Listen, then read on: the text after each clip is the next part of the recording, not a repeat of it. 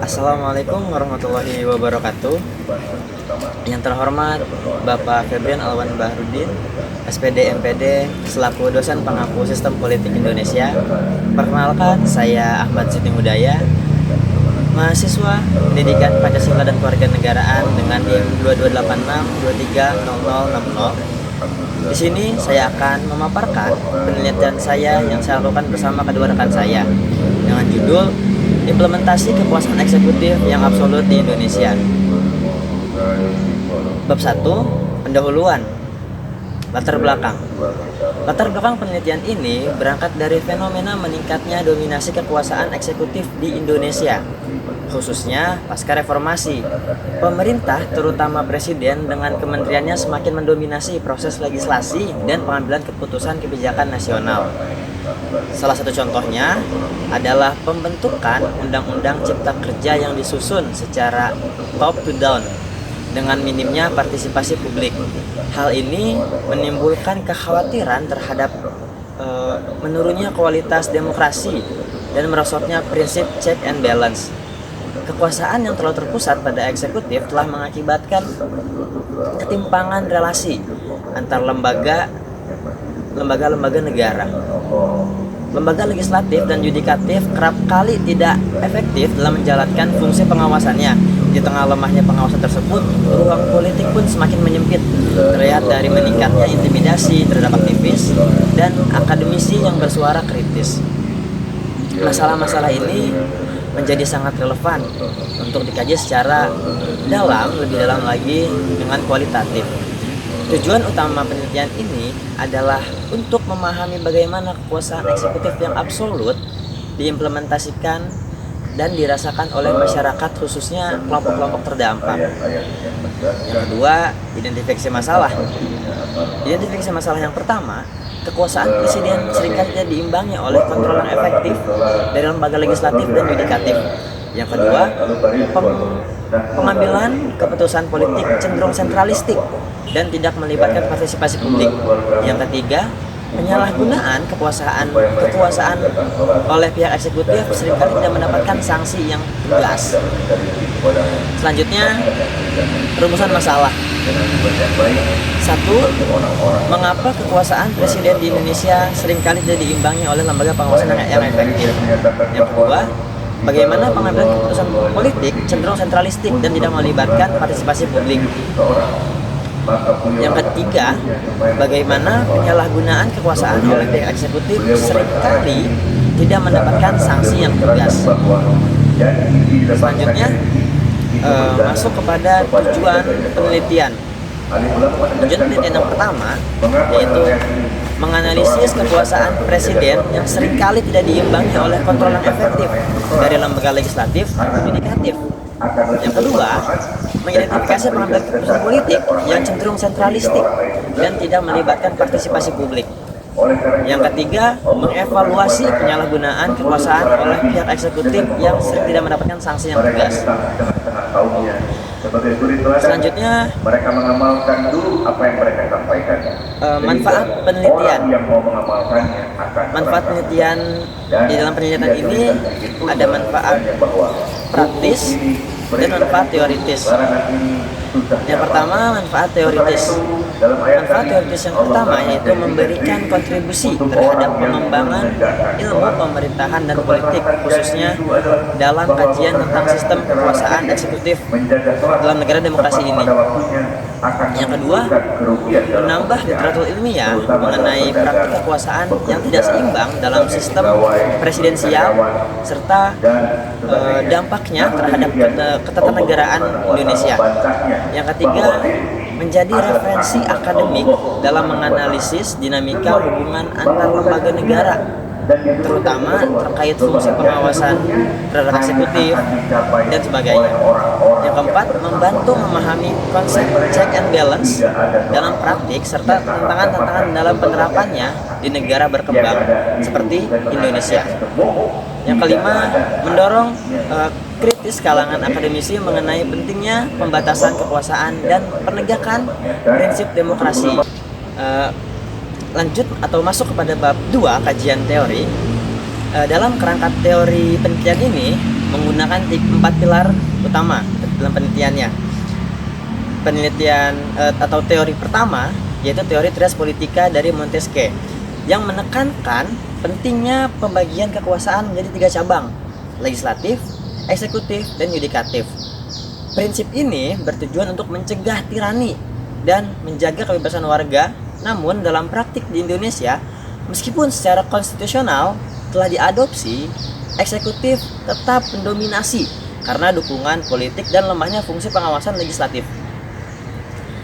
Teori yang kedua, kita menggunakan teori kekuasaan eksekutif, di mana dalam sistem presidensial, eksekutif memegang peran sentral dalam pengambilan kebijakan. Dalam praktik modern, kekuasaan ini cenderung meluas melebihi wewenangnya, apalagi dalam kondisi darurat. Hal ini dapat menyebabkan munculnya otoritarianisme yang terselubung. Teori ketiga, kita menggunakan teori konstitusionalisme, yaitu prinsip dasar dalam demokrasi modern yang memastikan bahwa kekuasaan negara dijalankan berdasarkan konstitusi, bukan kehendak penguasa semata. Prinsip ini lahir dari semangat untuk melindungi hak-hak warga negara dan menjamin bahwa kekuasaan tidak disalahgunakan. Hans Kelsen menyebut konstitusi sebagai norma fundamental tertinggi yang menjadi acuan segala tindakan negara. Dengan demikian, konstitusi bukan hanya dokumen hukum, tetapi juga instrumen pembatas kekuasaan di negara demokrasi. Konstitusi ini berfungsi sebagai jaminan hukum terhadap potensi tirani dari Kurniati Rohmah tahun 2024. Teori keempat, kita menggunakan teori kekuasaan absolut, di mana John Locke dan Montesquieu menjadi dasar terhadap dominasi kekuasaan yang tak terbatas. Meskipun Indonesia bukan negara monarki, namun dalam praktiknya konsentrasi kekuasaan di tangan presiden menunjukkan gejala kekuasaan absolut yang dibungkus dalam demokrasi prosedural. Keempat teori ini saling melengkapi untuk mengkaji bagaimana dominasi eksekutif beroperasi dalam tatanan formal, simbolik, maupun sosial. Terlebih, pendekatan kualitatif memungkinkan penelusuran terhadap bagaimana kekuasaan mempengaruhi kehidupan masyarakat secara langsung maupun tidak langsung. Selanjutnya, kami mengambil penelitian terdahulu atau masuk kepada B, penelitian terdahulu. Ada peneliti dengan nama Wutskah dan Erham di tahun 2024 dengan judul penelitian Diskursus Pembatasan Kekuasaan di Indonesia. Tujuan dari penelitian ini yaitu menelaah prinsip konstitusionalisme dalam membatasi kekuasaan eksekutif. Metode yang digunakan yuridis normatif. Hasil utama, eksekutif dominan akibat lemahnya pengawasan dan kontrol politik. Relevansi dengan tema sekarang yaitu sangat relevan, di mana membahas dominasi eksekutif yang berkelanjutan. Kelemahan atau kesenjangannya dari penelitian ini tidak menyertakan dan praktik pemerintahan secara aktual. Masuk kepada bab 3 selanjutnya, metodologi penelitian. Yang pertama, jenis penelitian ini menggunakan pendekatan kualitatif yang bertujuan untuk memahami fenomena kekuasaan eksekutif dalam konteks alami dengan peneliti sebagai instrumen utama. Sugiono 2019. Pendekatan ini digunakan untuk merangkap makna subjektif dan kompleksitas kekuasaan yang tidak bisa dijelaskan dengan angka. Penelitian ini menggunakan studi kasus untuk yang mendalam dalam praktik demokrasi eksekutif, seperti intervensi presiden dalam legislasi dan pengabaian putusan Mahkamah Konstitusi. Yang kedua, lokasi dan subjek penelitian. Penelitian dilaksanakan di Fakultas Keguruan dan Ilmu Pendidikan, Universitas Sultan Ageng Tirtayasa, Serang, Banten. Lokasi ini dipilih sebagai purposif menurut Sugiono 2019 karena FKIP Untirta memiliki program studi PPKN. Mahasiswa PPKN dijadikan subjek karena memiliki pemahaman teoritis dan keterlibatan dalam isu demokrasi, memungkinkan eksplorasi terhadap makna kekuasaan eksekutif dari perspektif kritis dan empiris. Ya, selanjutnya teknik pengumpulan data. Yang ketiga, teknik pengumpulan data, di mana teknik utama yang digunakan adalah wawancara mendalam dengan studi dokumentasi. Wawancara dilakukan secara semi terstruktur untuk menggali pandangan mahasiswa terkait dominasi kekuasaan eksekutif. Sementara dokumentasi mencakup analisis terhadap undang-undang, putusan MK, berita dan kajian ilmiah mahasiswa menurut Sugiono 2019. Untuk menjamin validitas digunakan triangulasi data, member check dan review. Yang keempat, teknik analisis data, di mana analisis dilakukan secara tematik, dimulai dari reduksi data, penyajian, hingga penarikan kesimpulan dan verifikasi menurut Sugiono tahun 2019.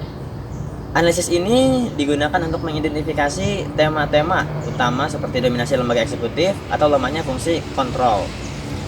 Proses verifikasi dilakukan melalui triangulasi member check, review, dan audit trail untuk menjamin keabsahan interpretasi. Yang kelima, keabsahan data. Keabsahan dijamin dengan menerapkan validitas melalui triangulasi dan reliabilitas melalui member check menurut Sugiono di 2019. Instrumen wawancara diuji melalui uji coba terbatas dan netralitas peneliti dijaga dengan dokumentasi konteks serta penyadaran pada pertemuan-temuan faktual. Analisis ini dipilih untuk memastikan relevansi dan konsistensi data terhadap fokus penelitian, sehingga penelitian ini diharapkan dapat memberikan kontribusi bagi penguatan demokrasi substansif di Indonesia. Bab 4, pembahasan. Rumusan masalah yang pertama yang dibahas di sini yaitu kekuasaan presiden seringkali tidak diimbangi oleh kontrol yang efektif dari lembaga legislatif dan yudikatif. Dalam sistem pemerintahan presidensial seperti yang dianut di Indonesia, prinsip pemisahan kekuasaan atau tres politika seharusnya menjamin adanya keseimbangan antara lembaga eksekutif, legislatif, dan yudikatif. Masing-masing lembaga didesain agar saling mengawasi dan membatasi guna mencegah konsentrasi kekuasaan yang dapat mengarah kepada otoritarisme. Namun, dalam praktiknya, kekuasaan presiden sebagai kepala eksekutif seringkali tampak dominan tanpa pengawasan yang efektif dan lembaga legislatif dan yudikatif dari lembaga legislatif dan yudikatif. Hasil wawancara menunjukkan bahwa dominasi presiden dalam menentukan arah kebijakan dan pengambilan keputusan strategis sering tidak mendapatkan pengimbangan yang layak. Narasumber menyebut bahwa presiden cenderung bertindak sebagai pemegang kekuasaan utama, sementara fungsi kontrol dari DPR dan lembaga yudikatif melemah karena berbagai faktor seperti politik transaksional, loyalitas partai, serta keterbatasan struktur, juga independensi lembaga pengawas. Fenomena ini juga ditandai dengan lemahnya kehadiran wakil presiden dalam praktik pemerintahan. Beberapa narasumber mencatat bahwa kinerja wakil presiden tidak tampak signifikan menunjukkan ketimpangan distribusi dari tugas dan tanggung jawab di dalam lingkup-lingkup kekuasaan eksekutif. Di sisi lain, legislatif yang seharusnya menjalankan fungsi pengawasan seringkali terkooptasi oleh kekuasaan eksekutif melalui hubungan koalisi yang bersifat pragmatis. Selain itu, lembaga yudikatif juga yang seharusnya menjadi benteng terakhir keadilan kerap dianggap tidak berdaya dalam mengontrol kebijakan eksekutif. Beberapa narasumber menyoroti bahwa putusan Mahkamah Konstitusi seringkali diabaikan dan intervensi terhadap aparat-aparat hukum semakin nyata. Keadaan ini mencerminkan lemahnya mekanisme check and balance yang seharusnya menjadi pilar demokrasi konstitusi. Pengambilan keputusan politik cenderung sentralistik dan tidak melibatkan partisipasi publik merupakan rumusan masalah yang kedua. Dalam demokrasi yang sehat, proses pengambilan keputusan politik semestinya melibatkan partisipasi publik secara bermakna. Keterlibatan warga negara menjadi elemen penting dalam menjamin legitimasi kebijakan serta mencerminkan prinsip kedaulatan rakyat. Namun, hasil penelitian ini menunjukkan bahwa dalam praktiknya pengambilan keputusan politik di Indonesia masih bersifat sentralistik dengan dominasi kuat dari elit-elit eksekutif, khususnya presiden dan kabinetnya. Maka dari itu, wawancara dengan narasumber menunjukkan bahwa kebijakan-kebijakan besar yang sering diambil tanpa melalui mekanisme konsultasi publik yang terbuka. Aspirasi masyarakat tidak dijadikan dasar pertimbangan yang nyata melainkan sekedar formalitas belaka. Lebih lanjut, narasumber juga menyatakan bahwa partisipasi publik yang dibangun pemerintah lebih bersifat simbolik daripada substansial. Diskusi publik atau forum aspirasi kerangkanya menjadi alat legitimasi semu ya atas kebijakan-kebijakan yang sudah diputuskan sebelumnya. Ini berpotensi memperlebar jarak antara pemerintahan dan rakyat, serta memperkuat persepsi bahwa kekuasaan hanya dikelola oleh segelintir elit. Kondisi ini memperlihatkan adanya krisis representasi dalam sistem demokrasi Indonesia, ketika pengambilan keputusan hanya diputuskan pada aktor-aktor politik di pusat, tanpa membuka ruang partisipasi yang inklusif. Maka keadilan sosial sulit terwujud. Ketertutupan ini juga berakibat pada rendahnya transparansi dan akuntabilitas kebijakan masyarakat sebagai pemilik kekuasaan tertinggi, yaitu kekuasaan tangan rakyat. Ya, oleh karena itu perlu adanya upaya serius untuk memperluas partisipasi publik dalam proses perumusan kebijakan. Pemerintah harus membangun mekanisme demokrasi partisipatif yang sejatinya bukan hanya sekedar prosedural. Dialog terbuka melibatkan masyarakat sipil, serta transparansi dalam penyusunan kebijakan harus dijadikan pilar utama dalam pemerintahan. Rumusan masalah yang ketiga yaitu penyalahgunaan kekuasaan oleh pihak eksekutif sering tidak mendapatkan sanksi yang tegas. Salah satu indikator utama di mana berjalannya prinsip negara hukum adalah sistem sanksi yang tegas terhadap setiap bentuk penyalahgunaan kekuasaan. Namun, dalam konteks pemerintahan Indonesia, hasil penelitian menunjukkan bahwa kerap kali tidak disertai dengan sanksi jika pihak eksekutif itu melakukan penyalahgunaan kekuasaan. Sanksinya pun bahkan tidak sepadan. Hal ini mencerminkan lemahnya mekanisme akuntabilitas dan ketidakberfungsinya sistem check and balance secara efektif. Berdasarkan wawancara dengan narasumber, menyatakan bahwa ketika pejabat eksekutif melakukan pelanggaran, proses hukum cenderung lambat, tidak transparan, atau bahkan tidak dilanjutkan. Tindakan manipulasi kebijakan penyalahgunaan seringkali tidak ditindak secara serius. Hal ini menimbulkan kesan bahwa kekuasaan eksekutif berada di atas hukum dan tidak tersentuh oleh sistem pengawasan yang seharusnya mengikat semua aktor negara.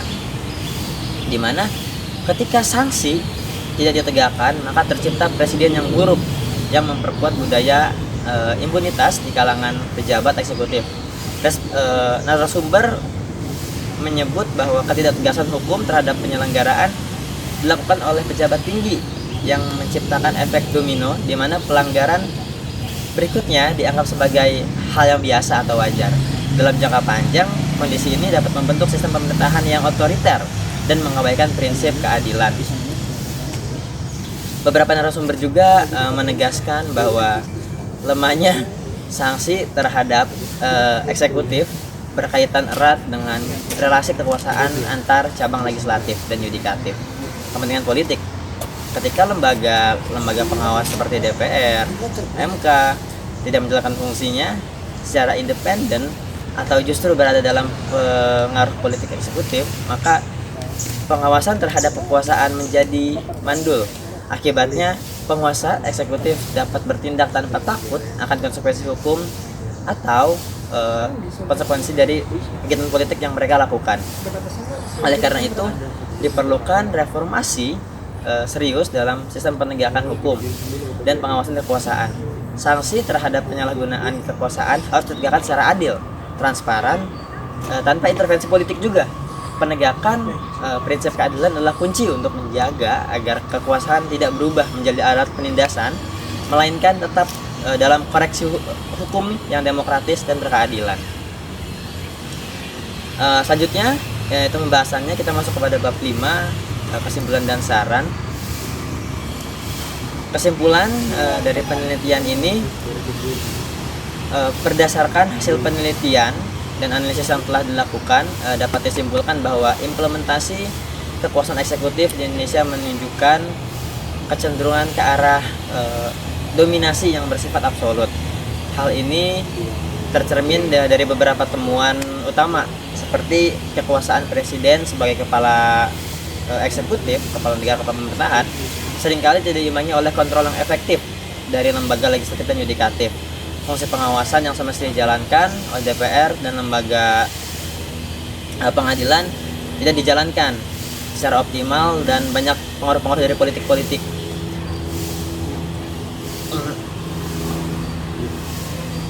Selanjutnya kepada pengambilan keputusan yang cenderung sentralistik dan tidak melibatkan partisipasi publik.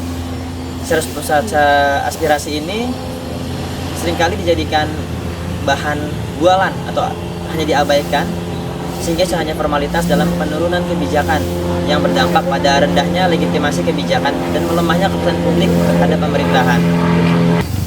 Ya, selanjutnya pengambilan keputusan politik yang cenderung sentralistik dan tidak melibatkan partisipasi publik secara substansial.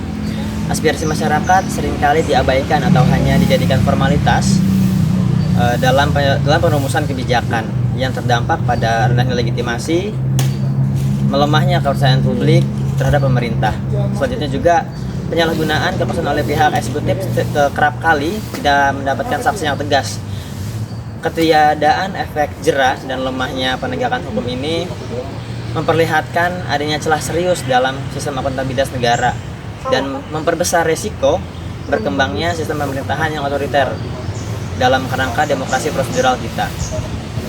Dengan demikian dapat disimpulkan bahwa kecenderungan kekuasaan eksekutif yang absolut di Indonesia merupakan persoalan sistematis yang tidak hanya berakar pada kelemahan struktur institusional, tapi juga pada budaya politik yang tidak mendukung prinsip check and balance secara efektif.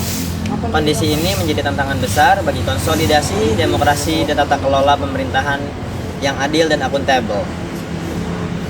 Saran, berdasarkan simpulan dan hasil penelitian yang telah dilakukan, dapat ditemukan saran yang dianggap penting dan positif sebagai bahan pertimbangan pihak-pihak terkait. Maka dapat disarankan sebagai berikut. Yang pertama, saran untuk pemerintah perlu memperkuat implementasi prinsip check and balance melalui keterbukaan informasi, penguatan lembaga, dan peningkatan akuntabilitas publik.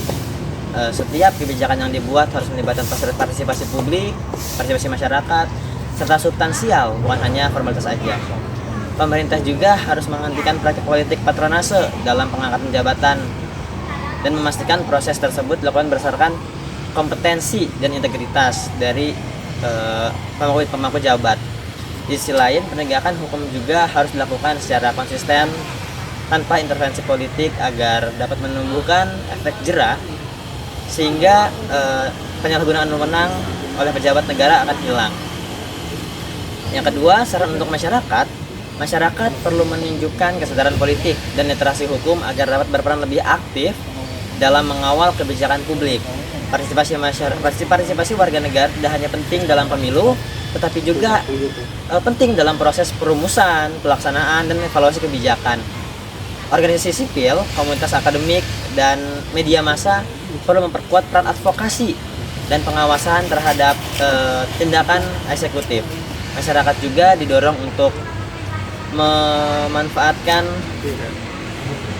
saluran pengaduan yang ada secara bijak dan berani menyuarakan ketidakadilan atau penyimpangan kekuasaan secara kolektif dan konstruktif. Yang ketiga, saran untuk peneliti di bidang ilmu politik, hukum, dan pemerintahan perlu mengkaji secara kritis dinamika kekuasaan eksekutif di Indonesia, terutama dalam konteks praktik sentralisasi dan lemahnya kontrol legislatif dan yudikatif. Penelitian lanjutan diperlukan untuk menilai efektivitas mekanisme check and balance serta mengeksplorasi model partisipasi publik yang telah inklusif dan kontekstual. Peneliti juga berkontribusi dengan menghasilkan rekomendasi berbasis bukti yang dapat digunakan sebagai tujuan dalam reformasi kebijakan publik dan peraturan perundang-undangan.